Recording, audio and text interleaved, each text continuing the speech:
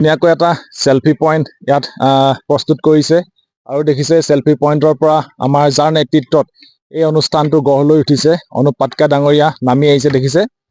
এই ঠাইতে ticket system হ'ব। এই ঠাইতে সোণাৰু কাঞ্চন কৃষ্ণচূড়া হ'বলৈ গৈ আছে অহা 2, 3 আৰু 4 জানুৱাৰী 2026 তাৰিখে।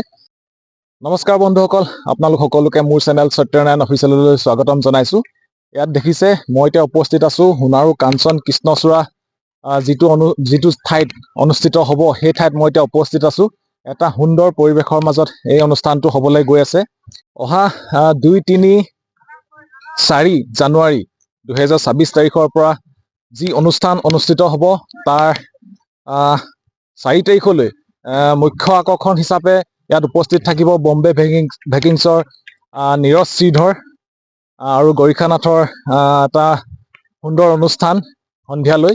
গতিকে আপোনালোক সকলোৱে আহিব আৰু ইয়াত একেলগে 1 লাখ মানুহ সমবেত হৈ মায়াবিনী গীতটি ইয়াত প্ৰদৰ্শন কৰা হ'ব। সকলোৱে একেলগতে গাই এটা ৰেকৰ্ড কৰিবলৈ যিহেতু ইয়াত এটা প্ৰচেষ্টা চলোৱা হৈছে।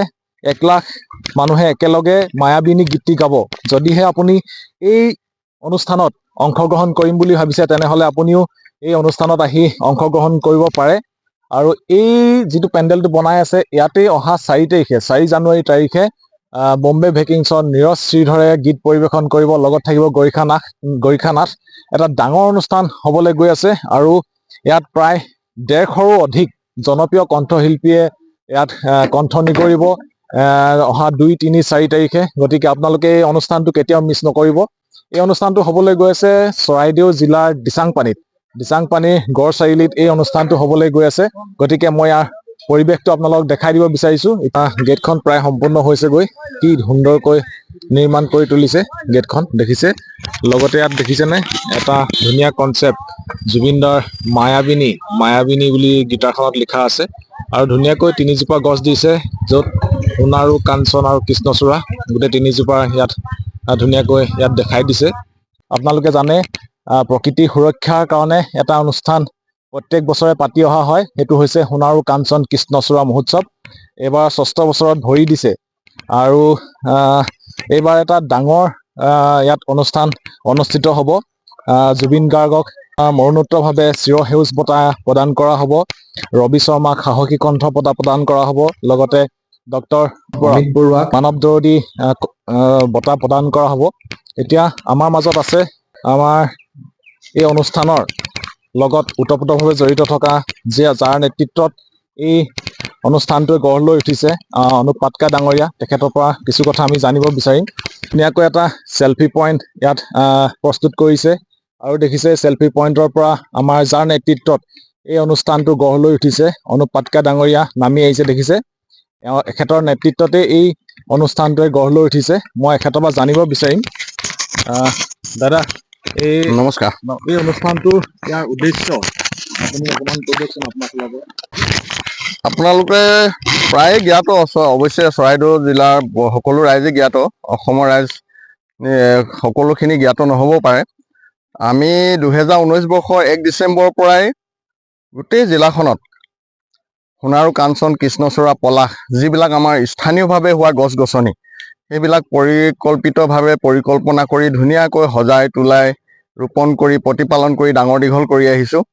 আমাৰ লগত যথেষ্টখিনি কণ্ঠশিল্পী জড়িত হৈ আছে উজনি অসমৰ, যথেষ্টখিনি সাংবাদিক বন্ধু জড়িত হৈ আছে, যথেষ্টখিনি চিকিৎসক অসম চিকিৎসা মহাবিদ্যালয়ৰ পৰা আদি কৰি আমাৰ জিলাখনৰ বহুতো চিকিৎসক জড়িত হৈ আছে, বহুতো বুদ্ধিজীৱী জড়িত হৈ আছে।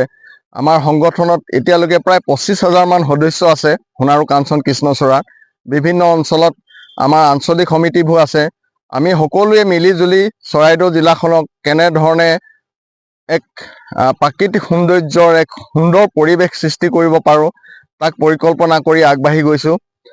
যিহেতু চৰাইদেউ জিলাখন এখন ঐতিহ্যমণ্ডিত এক ঐতিহাসিক সমলসমূহ ইয়াত বিস্তাৰিত হৈ আছে। বিভিন্ন অঞ্চলত বাখৰ বেঙেনাকে আদি কৰি চৰাইদেউ মৈদামসমূহ, ৰংঘৰ, কাৰেংঘৰ, তলাতল ঘৰ আদি কৰি আমাৰ ওচৰৰ শিৱসাগৰ জিলাৰ আমাৰ চৰাইদেউ জিলা সমীপৰ গোটেইখিনি সমল আমি একগোট কৰি আৰু প্ৰাকৃতিক সৌন্দৰ্যৰ এক সুন্দৰ পৰিৱেশৰ সৃষ্টি কৰি গ্ৰাম্য পৰ্যটন ক্ষেত্ৰখননো কেনেধৰণে উন্নতি কৰিব পাৰি আৰু এই সোণাৰু কাঞ্চন কৃষ্ণচূড়া পলাশৰ ৰং চাবলৈ যাতে পৰ্যটকসকল বেছি আকৰ্ষিত হয় তাক আমি পৰিকল্পনা কৰিছোঁ। আৰু অহা বছৰৰ পৰা অন্ততঃ 2026 বৰ্ষৰ মাজভাগৰ পৰা আমি গোটেই পৰিকল্পনাবিলাক আমি গ্ল'বেলাইজেশ্যন কৰিবলৈ চেষ্টা কৰিম। বিভিন্ন মাধ্যমৰ যোগেদি আমি প্ৰচাৰ কৰিবলৈ চেষ্টা কৰিম। চৰাইদেউলৈ কেনেকৈ আহিব, চৰাইদেউত কি চাব, ক'ত থাকিব, কেনেধৰণে আমি টুৰিষ্ট স্পটবিলাক আপোনালোক ঘূৰাম, এইবিলাক সম্পূৰ্ণ আমি প্ৰিপেৰেশ্যন কৰি তুলিছোঁ, বনাই তুলিছোঁ। আৰু এইবিলাকৰ জৰিয়তে আমাৰ যিসকল শিক্ষিত নিবনুৱা যুৱক যুৱতী আছে তেওঁলোককো যাতে আমি সংস্থাপিত কৰিব পাৰোঁ তাকো আমি পৰিকল্পনা কৰি লৈছোঁ। আৰু যিহেতু মই ডিপ্ল'মা ফাৰ্মাচী কৰি B.Pharm কৰি পৰৱৰ্তী সময়ত টুৰিজিম মেনেজমেণ্ট কৰিছোঁ আৰু ইয়াৰ আগতেও অসমৰ পৰা বিভিন্ন কলেজৰ পৰা মই বিভিন্ন ভাৰতবৰ্ষৰ বিভিন্ন স্থানলৈ আমি স্কুলৰ বা কলেজৰ ছাত্ৰ ছাত্ৰীসকলক ফুৰাবলৈ লৈ যাওঁ। কিন্তু মই দেখিলোঁ কি সেই ছাত্ৰ ছাত্ৰীসকলক যদি আমি বাহিৰলৈ ফুৰাবলৈ লৈ যাওঁ আমাৰ যিটো ৰেভিনিউ আহিব লাগে, অসম গভৰ্ণমেণ্টৰ ৰেভিনিউ বা আমি যিখিনি অৰ্থ উপাৰ্জন কৰিব লাগে সেইখিনি আচলতে বেলেগ ষ্টেট বেলেগ ৰাজ্যহে পায়। গতিকে আমি পৰিকল্পনা কৰিছোঁ যাতে আমাৰ ছাত্ৰ ছাত্ৰীসকলৰ লগতে ভাৰতবৰ্ষৰ বিভিন্ন ছাত্ৰ ছাত্ৰীসকল বিভিন্ন পৰ্যটকসকল অসমলৈ আহক, চৰাইদেউলৈ আহক আৰু চৰাইদেউখন এখন পৰ্যটন ক্ষেত্ৰ হিচাপে গঢ়ি তোলক। এয়া আমাৰ পৰিকল্পনা। ধন্যবাদ। সকলো আহক সোণাৰু কাঞ্চন কৃষ্ণচূড়াৰ মহোৎসৱত আমি একেলগে একগোট হৈ প্ৰকৃতি পৰিৱেশক যাতে কেনেধৰণে সৰ্বাংগ সুন্দৰ কৰি তুলিব পাৰি তাক আমি সংকল্প লওঁ। সকলো আহক। ধন্যবাদ। জয় অসম। হৈছে একেবাৰে সুন্দৰ ৰাস্তা দিচাংপানী অঞ্চলৰ, দিচাংপানী গড়চাৰিআলিৰ পৰা এইফালে আপোনাৰ 5 আলিৰ দিশে যোৱা একেবাৰে সুন্দৰ ৰাস্তা। আৰু তাৰ একেবাৰে কাষতে দেখিছে নহয় এইটো সোণাৰু কাঞ্চন কৃষ্ণচূড়া মহোৎসৱ এই স্থানতেই অনুষ্ঠিত হ'ব। গতিকে আপোনালোকৰ যাতে কোনো ধৰণৰ অসুবিধা নহয় তাকে মই আপোনালোকক অলপ দেখাই দিব বিচাৰিছোঁ। এইখনেই হৈছে মূল তোৰণখন। ইয়াত খালি আপোনালোকক এটা কথা মই জনাই দিওঁ, এই ঠাইতেই টিকেট ছিষ্টেম হ'ব।